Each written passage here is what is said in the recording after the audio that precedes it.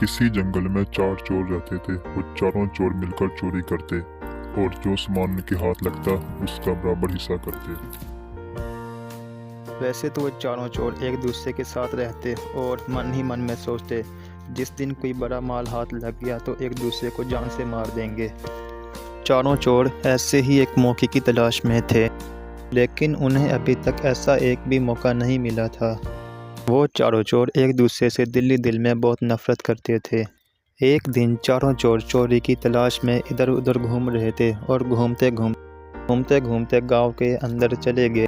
गांव के अंदर जाने के बाद चारों चोरों ने एक सेठ के घर के सामने जाकर डेरा लगा लिया और चोरी से चारों चोर सेठ के घर के अंदर चले जाते हैं।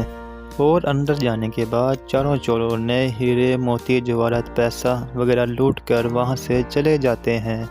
और पुलिस से बचने के लिए चारों चोर जंगल में जाकर छुप जाते हैं। 2 दिन तक चारों चोर जंगल में भूखे प्यासे इधर उधर भटकते रहे और सेठ ने चोरी की दरख्वास्त पुलिस में जमा करवा दी। और सेठ की पुलिस में अच्छी जान पहचान थी। उधर जंगल में पुलिस चप्पे चप्पे पर फैली हुई थी और चोरों के लिए जंगल से बाहर निकलना बहुत ही मुश्किल था। चोरों की सलाह थी कुछ और दिन जंगल में गुजारें।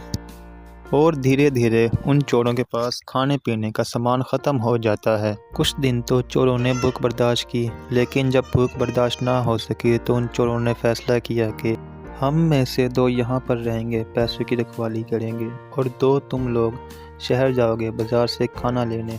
ऐसा कहते ही 2 चोर वहाँ से बाज़ार चले जाते हैं खाना लेने के लिए। और 2 चोर सामान की हिफाजत के लिए यहाँ पर रुक जाते हैं।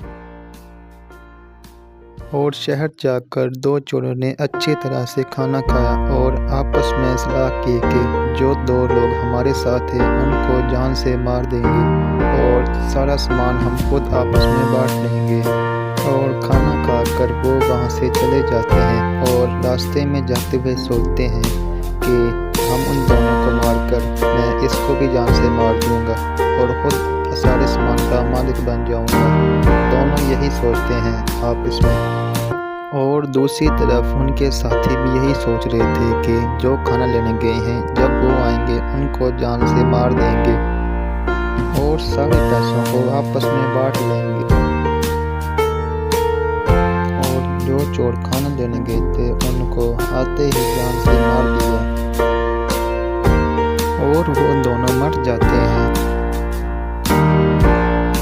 और उनको मारने के बाद जो 2 लोग जिंदा थे वो खाना खाने के लिए बैठ जाते हैं और मज़े से खाना खाते हैं।